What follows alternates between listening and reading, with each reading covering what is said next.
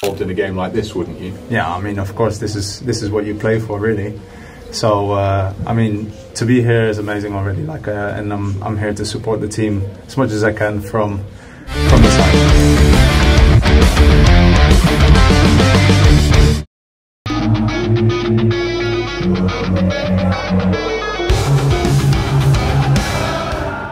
Drama panas datang dari dunia sepak bola Belanda.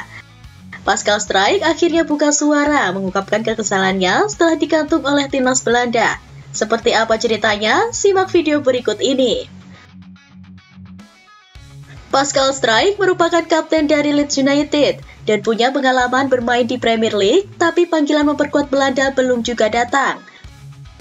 Kendati Struijk punya opsi untuk membela Belgia sebagai tempat kelahirannya, ia tetap teguh pada pendirian membela Belanda.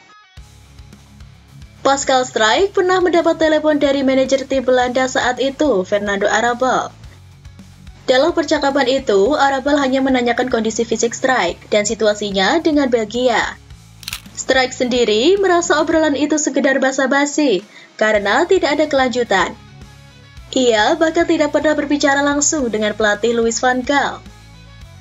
Selain itu, ia juga tidak diberitahu soal posisi apa yang direncanakan untuknya di tim. Pemain berusia 28 tahun itu sebetulnya sudah sempat membela Belanda di timnas kelompok umur. Tapi ia hanya dimainkan 2 kali.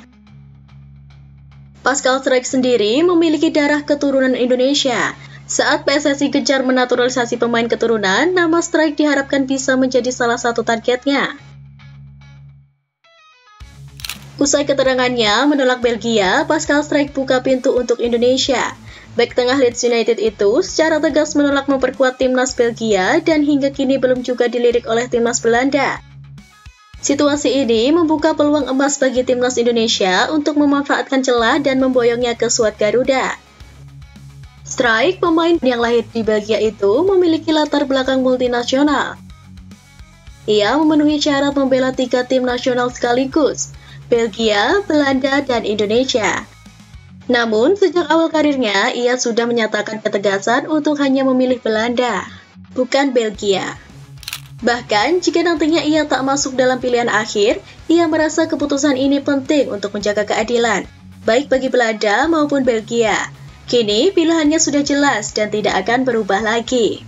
Pernyataan itu sempat menutup peluang negara lain termasuk Indonesia untuk merekrutnya.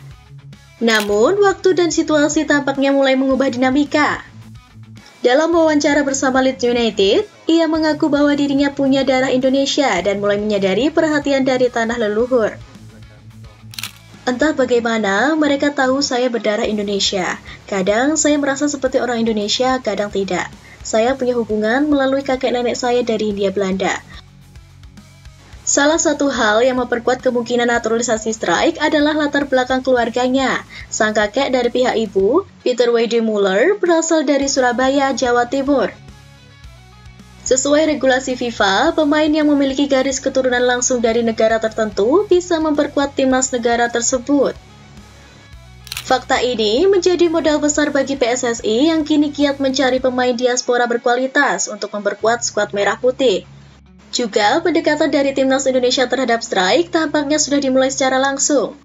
Pelatih kepala Garuda, Patrick Kluivert, kedapatan menghadiri pertandingan antara Leeds United dan Oxford United akhir pekan lalu. Dalam momen itu, Kluivert terlihat duduk berdampingan dengan Struijk di tribun. Jika hal ini terrealisasi, Struijk akan mencetak sejarah sebagai pemain pertama dalam skuad Garuda yang pernah berkarir di Premier League. Kehadirannya akan menjadi suntikan kekuatan baru di lini belakang timnas Indonesia. Dan siapa tahu, keputusan yang dulu sempat ia tolak bisa menjadi jalan baru yang justru lebih bermakna, membela tanah leluhurnya yang selama ini hanya ia kenal dari cerita keluarganya.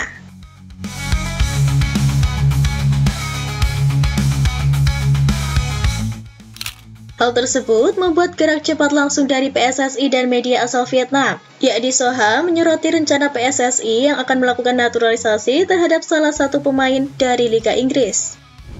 Rencana tersebut menyebutkan bahwa pemain yang dimaksudkan adalah Pascal Struijk. Ada wartawan yang memergoki Pascal Struijk duduk di sudut yang sama dengan Patrick Kluivert dan timnya saat berada di dalam stadion. Hal ini semakin menguatkan asumsi bahwa Pascal Struijk tengah menjalin komunikasi dengan Patrick Kluivert selaku pelatih timnas Indonesia.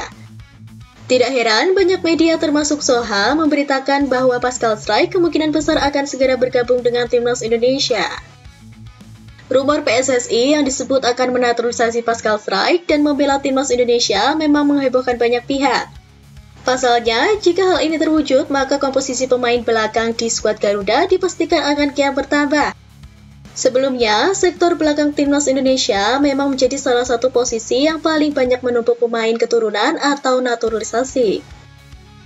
Gak cuma itu, kualitas pemain berusia 25 tahun itu juga diakui pelatih asal Inggris. Dukungan ini semakin memperkuat alasan untuk memperkuat skuad Garuda. Rumor naturalisasi Struijk berawal saat Leeds United mampu promosi ke Premier League musim depan. Sosok Pascal Struijk sebenarnya sudah menarik perhatian publik Inggris sejak ia pindah ke Leeds United pada 2018. Bahkan, legenda Inggris dan Newcastle United, Alan Shearer, pernah memberikan pujian sekaligus makian kepada bek 25 tahun ini. Ia memuji Struijk sebagai bek yang memiliki tinggi badan dan fisik mumpuni. Bahkan, ia juga membandingkan pemain keturunan Indonesia itu seperti bek Liverpool Virgil van Dijk. Dari sinilah awal mula Pascal Struijk mendapat julukan The New Van Dijk. Nama Jose Mourinho menjadi salah satu kandidat kuat untuk menjadi pelatih Leeds United di musim depan. Jika benar, tentu akan sangat menarik dengan masa depan Pascal Struijk di Leeds United. Apalagi Daniel Farke menganggapnya sebagai sosok pemimpin di dalam dan luar lapangan.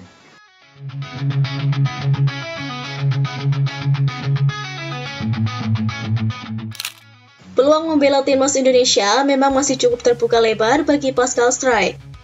Hingga saat ini, dirinya belum dipanggil masuk ke dalam skuad inti timnas Belanda. Namun, di sisi lain, jika Pascal Struijk nanti hadir di skuad timnas Indonesia, tentunya hal ini akan membuat duo kapten timnas Indonesia bisa terancam posisinya. Jordi Amat, yang sempat menjadi kapten timnas Indonesia di 2023-2024, kini mulai tersisih karena usianya yang sudah 33 tahun. Jika Pascal Struijk resmi dinaturalisasi, posisinya di skuad inti makin terancam, bahkan bisa menjadi pesaing bagi kapten saat ini, Jay Izzes.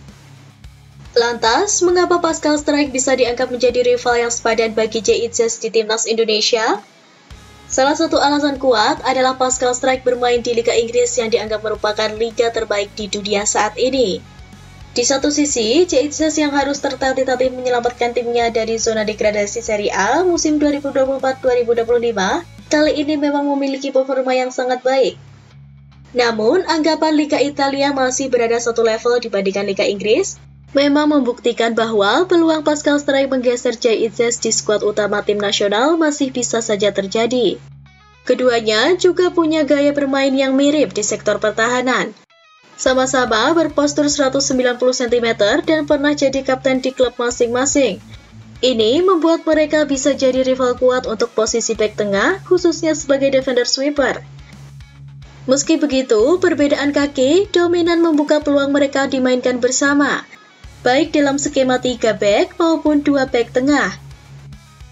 Kita nantikan apakah Pascal Struijk benar-benar dinaturalisasi dan membela timnas Indonesia.